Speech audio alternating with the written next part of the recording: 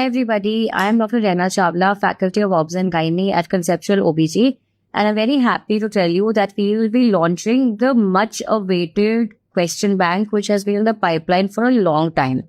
Now this question bank is going to cover two segments.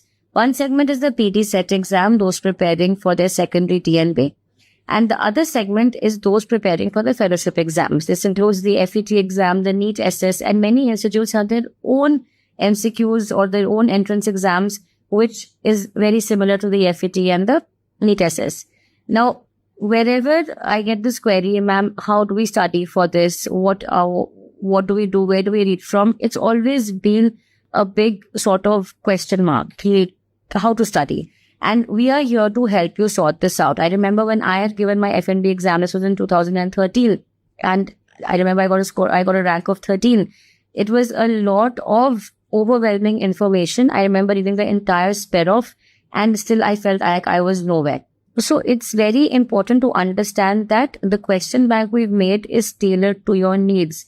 Every topic has been covered in detail with so many MCQs that you will get a lot of practice, not only for the memory-based questions, but also for those questions which require clinical reasoning and judgment.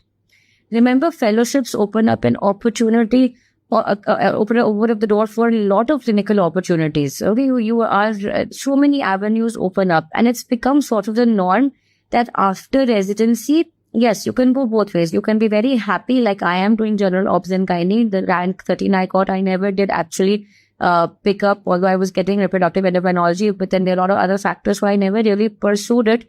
But nowadays things have changed. Nowadays it's very important to have that extra edge. If you've done fellowships, if you've studied further, if you've super specialized, it definitely guarantees you an extra edge, and it's very important in today's day and age. So if you have any queries, do let us know. Drop a message in the comment section or DM us on Conceptual OBG, and we'll be very happy to get back to you. All the very best and happy learning.